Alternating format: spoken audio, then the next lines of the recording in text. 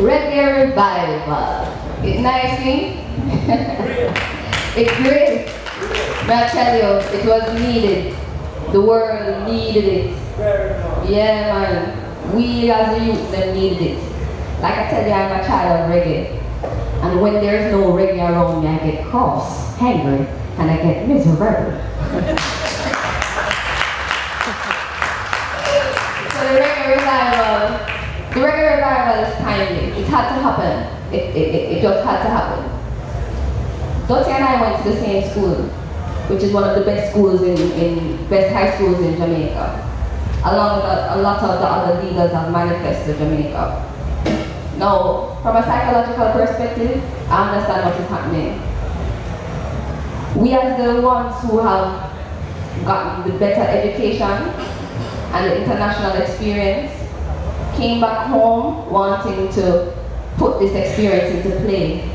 But Babylon wanted us to work a 9 to 5. We're not upon that. We had to create the world that we wanted today, now. I look into it and I see Protege, Kabaka, Janai, Kelisa, Ibamar, Marka Shemaya. These names that are called are not from the inner cities, like the early days of reggae music. In the 60s and 70s, much of the reggae musicians were from the inner cities. Now, we have people who are from middle income homes, who have greater opportunity, who have greater resources, who have greater understanding and ability to use their platform. Which is why you see us now, not as reggae musicians, but as community activists. Because we understand that it's not just about reggae anymore. Yeah, man, we have to be. We have to be nation builders and we have to lead our leaders. Shh, don't tell them.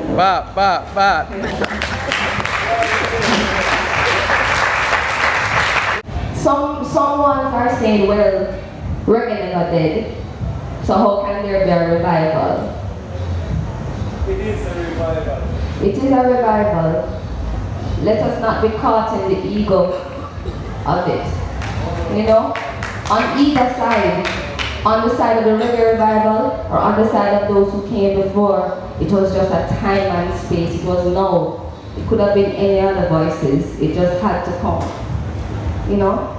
And Jano, I have enough things to talk about, but I'm going to try pull it back. I feel strong about this Reggae Revival. I feel very positive, and I really hope the youth them who is a part of this Reggae Revival take it as serious as it is. It's not a reggae music thing.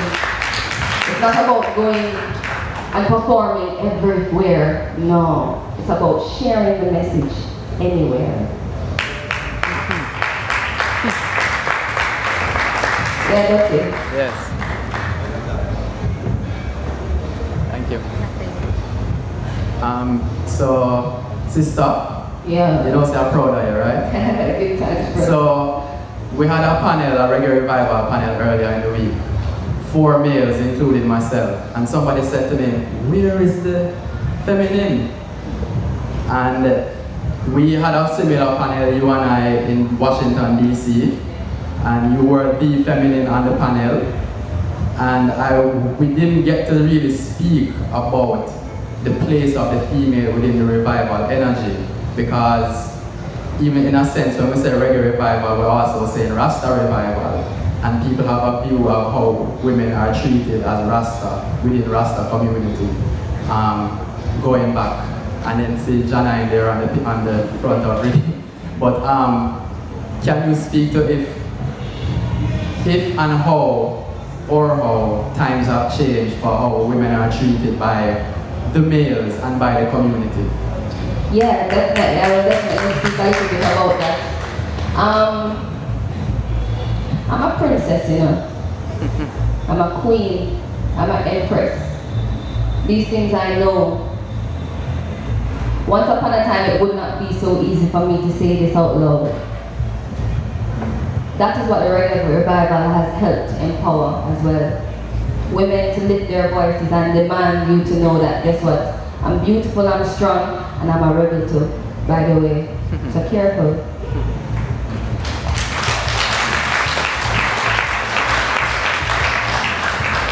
The role of the woman in the Reggae Revival, funny, because when the women not on peaceful terms, nothing in the movement is on peaceful terms. Straight. So, you know, make we look beyond the egos and look beyond the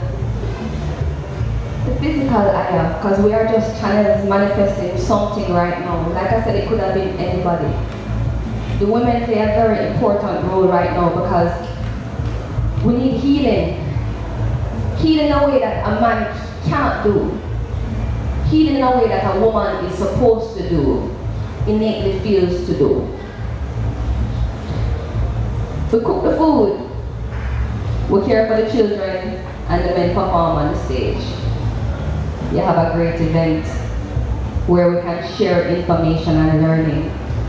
Everybody has a place.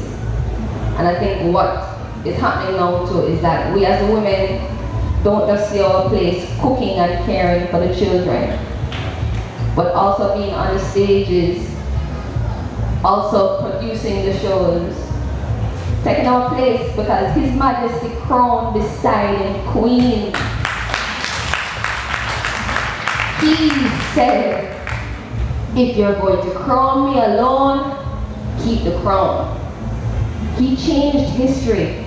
Do we know this? He rewrote the history of Ethiopia to make sure that he could be crowned beside his queen. So now, when we say Rastafari, we also say Empress Menen. We don't leave her out. See? Yeah.